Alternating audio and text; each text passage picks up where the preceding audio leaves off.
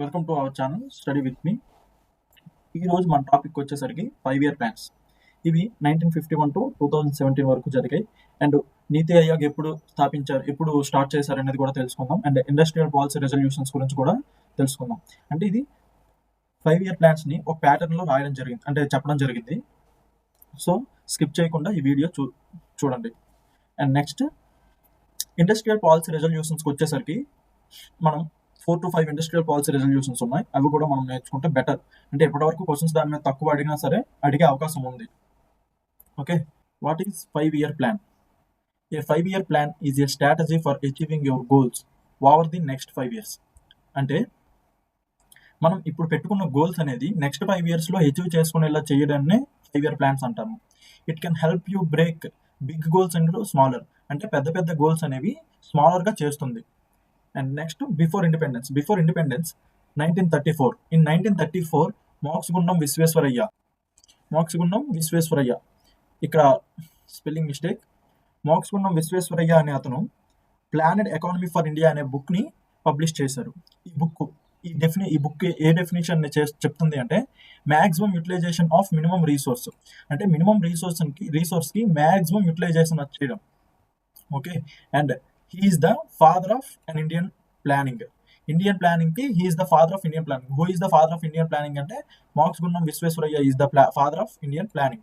And in 1944 Bombay plan is proposed by Jamshedji Tata. అంటే 1944 లోన Bombay plan proposed by Jamshedji Tata అనే అతను బాంబే ప్లాన్ ని ప్రపోజ్ చేశారు. Gandhi plan was proposed by Srimannarayana Agarwal. Gandhi plan అనేది శ్రీమన్నారాయణ అగర్వాల్ చేత ప్రపోజ్ చేయబడింది. అంటే 1944కి వచ్చేసరికి మనకు 2 బిట్స్ ఉన్నాయి. Bombay plan is proposed by Jamshedji Tata and Gandhi plan was proposed by Srimannarayana Agarwal. And who is the father of Indian planning అంటే మోక్షగుండం విశ్వేశ్వరయ్య. అతను ప్లానెడ్ ఎకానమీ ఆఫ్ ఇండియా అనే బుక్ని రచించారు. And 1945 people's plan was proposed by mister MN Roy. 1945లో ఎంఎన్ రాయ్ అనే అతను people's plan ని propose చేశాడు. Okay, and next in 1947 formation of planning committee. మనకి 1947లో ప్లానింగ్ కమిటీ అనేది ఫార్మ్ అయింది. In which year planning committee was formed అని అంటే 1947 planning committee was formed. In 1950 Sarvodaya plan was proposed by Jayaprakash Narayan అనే అతను సర్వోదయ ప్లాన్ ని ప్రపోజ్ చేశాడు. And also planning commission started at 1950. Planning commission కూడా 1950లో స్టార్ట్ అయింది. What is planning? అసలు 5 year ప్లాన్స్ అని చదువుతుంటాం, but what is planning? Planning అంటే ఏమిటి?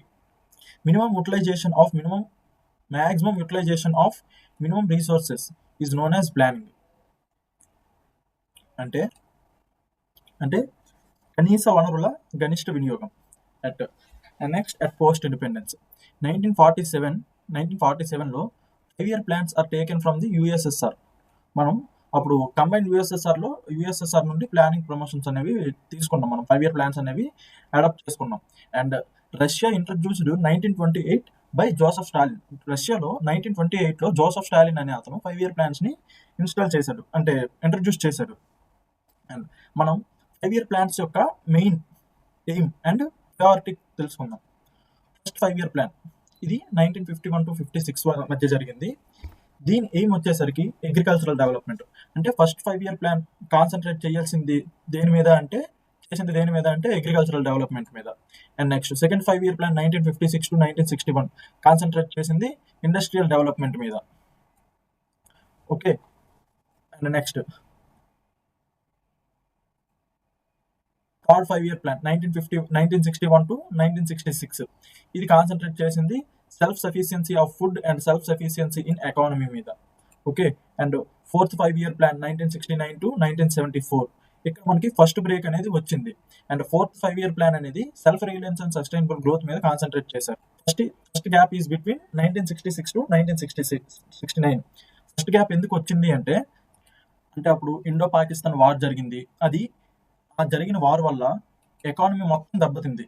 సో దాన్ని మెరుగుపరచడానికి 3 years గ్యాప్ తీసుకున్నారు. Okay, and next fifth 5 year plan 1974 to 1979 దీని యొక్క ఎయిమ్ ఏంటి అంటే రిమూవల్ ఆఫ్ పావర్టీ. అంటే పావర్టీని రిమూవ్ చేయాలి. సిక్స్త్ 5 year ప్లాన్ 1980 to 1985 దీని యొక్క ఎయిమ్ ఏంటి అంటే improvement in infrastructure in agricultural and industry. Okay. And 7th 5-year plan 1985 to 1990, దీని యొక్క aim modernization and increase in employment opportunities. 8th 5-year plan 1992 to 1997, human resource development మీద concentrate చేసింది. Okay. 9th 5-year plan 1977 to 1997 to 2002, ఇక్కడ rural development and decentralization planning మీద concentrate చేసింది. 10th one వచ్చేసరికి 2002 to 2007, ఇది increase in investment. And 11th వచ్చేసరికి 2007 to 2012, overall development of the people. And last 5-year plan అంటే 12th 5-year plan 2012 to 2017, sustainable development మీద concentrate చేశారు. Okay. And planning commission heads మనం ఈజీగా గుర్తుపెట్టుకోవడానికి ఇలా రాసాం. First, second and third planning commission heads Jawaharlal Nehru. అంటే మనం ఈజీగా గుర్తుపెట్టుకోవాలి. First, second, third planning commission heads ఎవరు అంటే జవహర్లాల్ నెహ్రూ. మనకి 12 ప్లానింగ్ కమిషన్ హెడ్స్ ఉన్నాయి. 12 ప్లానింగ్ కమిషన్ హెడ్స్లో 3 జవహర్లాల్ నెహ్రూ, అండ్ 3 వచ్చేసరికి ఇందిరా గాంధీ, అండ్ 3 వచ్చేసరికి 7th one Rajiv Gandhi.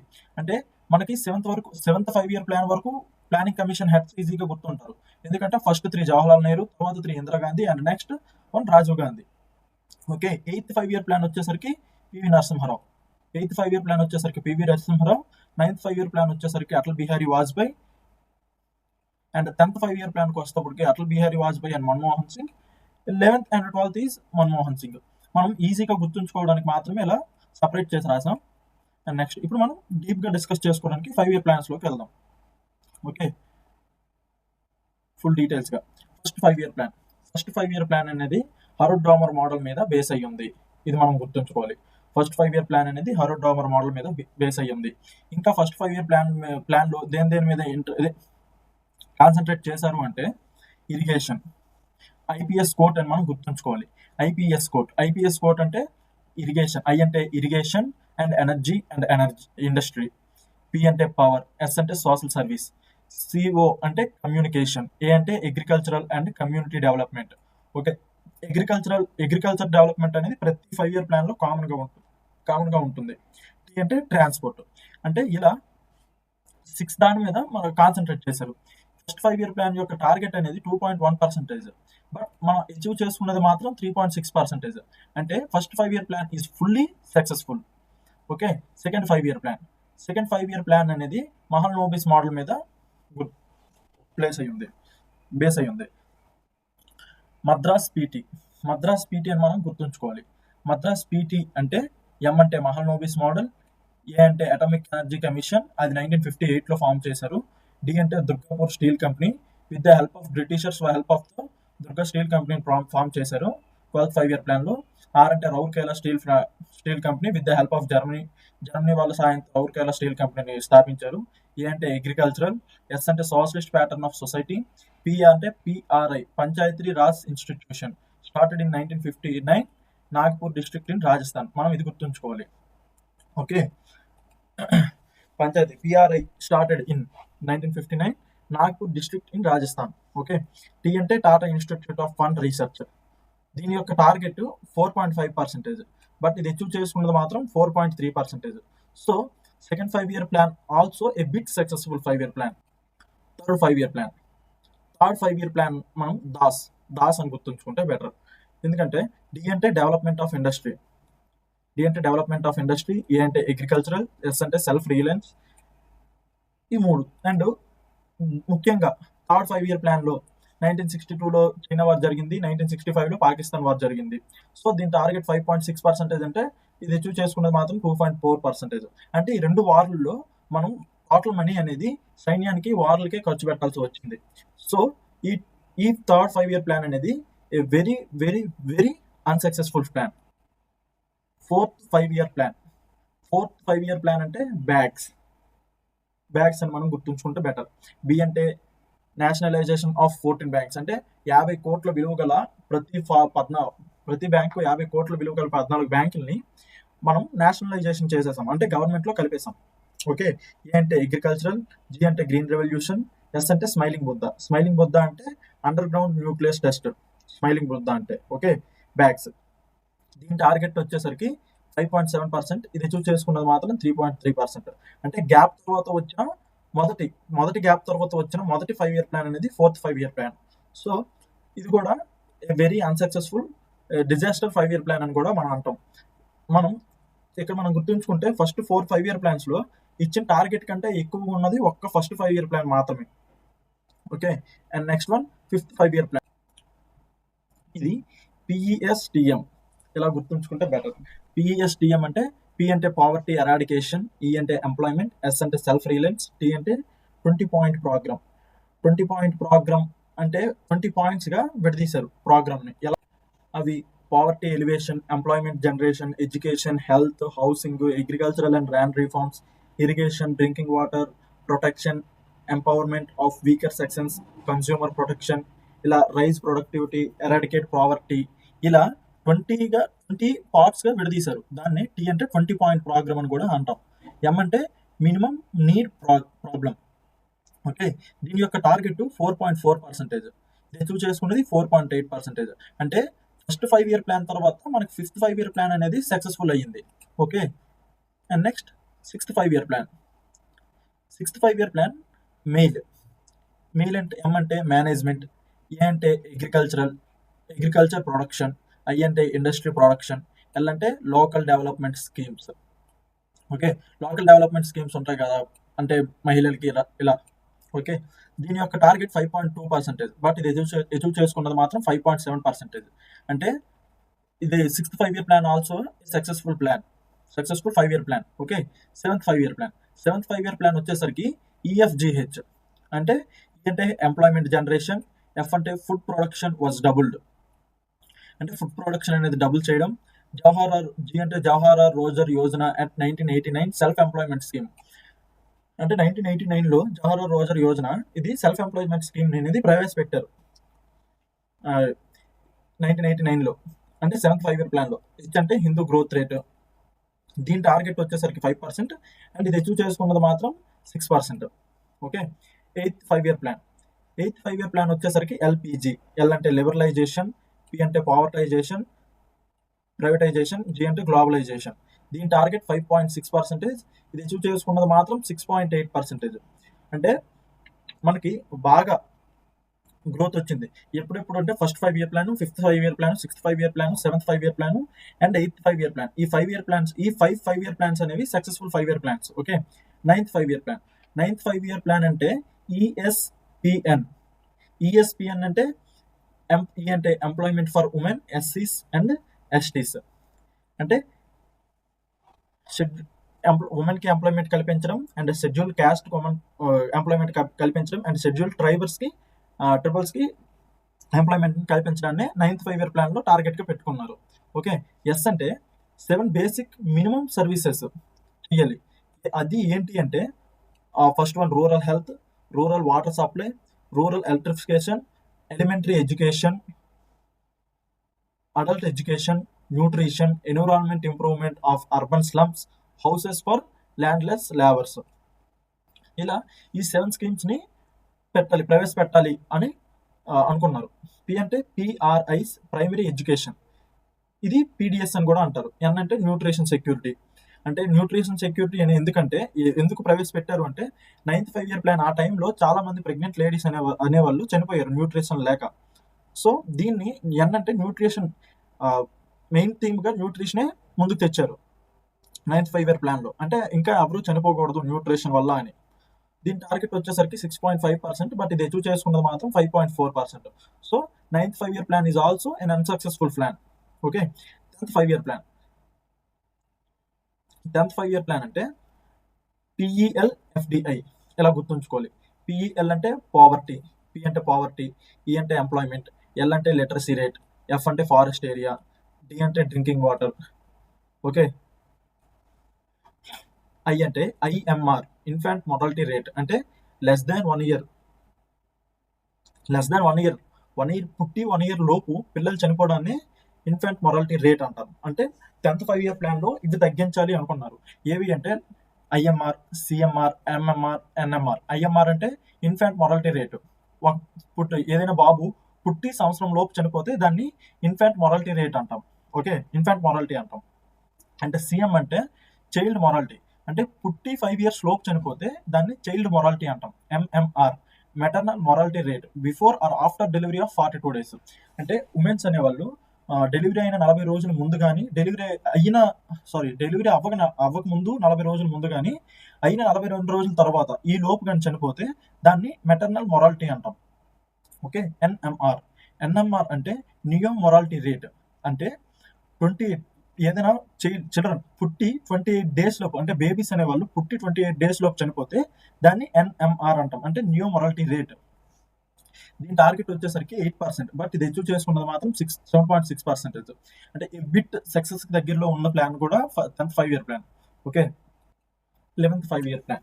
11th 5-year plan అంటే ఎలా గుర్తుంచుకోవాలి అంటే మనం టీ చీర్స్, అంటే టీ పట్టుకొని అందరం చీర్స్ చెప్పుకున్నాం. ఓకే, టీ అంటే టెలికామ్, ఈ అంటే ఎలక్ట్రిసిటీ, ఏ అంటే ఎనేమియా ల్యాక్ ఆఫ్ ఐరన్ అంటే ఐరన్ లోపం, సి అంటే క్లీన్ వాటర్, హెచ్ అంటే హెల్త్ ఎడ్యుకేషన్, ఈ అంటే ఎన్విరాన్మెంట్, ఆర్ అంటే ర్యాపిడ్ గ్రోత్, ఎస్ అంటే స్కిల్ డెవలప్మెంట్. దీని థీమ్ వచ్చేసరికి faster and more inclusive growth. Okay, దీని టార్గెట్ 9%, బట్ అచీవ్ చేసుకున్నది మాత్రం 8%. Okay, and next one and last 5-year plan 12th 5-year plan. Okay, 12th 5-year plan. 12th 5-year plan అనేది S అంటే సిఫాయ్ అని మనం గుర్తుంచుకోవాలి. సిఫాయ్. ఎస్ అంటే sanitation and skill development, H అంటే హెల్త్, ఈ అంటే ఎడ్యుకేషన్, పి అంటే పావర్టీ, ఈ అంటే అగ్రికల్చర్, ఐ అంటే ఇన్ఫ్రాస్ట్రక్చర్. దీని థీమ్ వచ్చేసరికి faster, more inclusive and sustainable growth. Okay, దీని టార్గెట్ అనేది 8%, బట్ ఇది అచీవ్ చేసుకున్నది మాత్రం 6 to 6.5% మాత్రమే. ఓకే, మనం దీనికంటే షార్ట్ కట్స్లో 12-year ప్లాన్స్ నేర్చుకోవాలంటే కష్టం. సో ఇవే 12-year ప్లాన్స్కి short cuts. And next one NITI Aayog. ఇక్కడితో మనం 12-year ప్లాన్స్ అనేవి కంప్లీట్ చేసుకున్నాం. 12-year ప్లాన్స్ని ఆపేసి 2015లో ఆపేసి 2015 నుండి నీతి ఆయోగ్ని ప్రవేశపెట్టారు in place of 5-year plans. Okay, it is set up on 1st June 2015. ఇది 1st June 2015లో ప్లేస్ చేశారు. మొన్న రీసెంట్గా జరిగిన ఎస్ఎస్సి జీడీ ఎగ్జామ్స్లో 2-3 షిఫ్ట్లకి అడిగాడు, నీతి ఆయోగ్ ఈ సెటప్ ఆన్ అని డేట్తో సహా అడిగాడు బిట్టు ఒక షిఫ్ట్లో. ఓకే, నేను ఎందుకు చెప్తున్నాను అంటే ఆ షిఫ్ట్ నేనే రాశాను. Okay, it is set up on 1st June 2015. And industrial policy resolution అంటే IPR. First industrial policy resolution in 1948లో ఫస్ట్ ఇండస్ట్రియల్ పాలసీ రెజల్యూషన్ జరిగింది. దీని యొక్క main person doctor Shyam Prasad Mukherjee.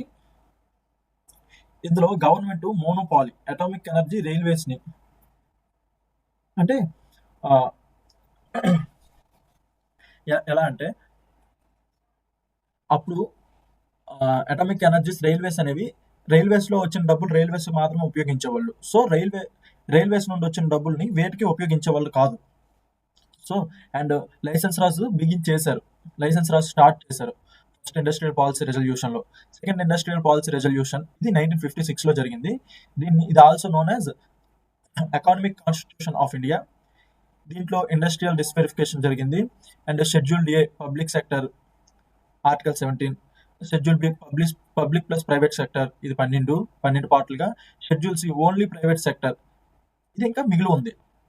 Okay, 1977 industrial policy 1977లో ఎక్స్టెన్షన్ ఆఫ్ 1956 పాలసీని ఎక్స్టెండ్ చేశారు.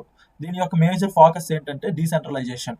Okay, it gave priority to small scale industries call tiny unit అనే small scale industry మీద priority పెట్టింది.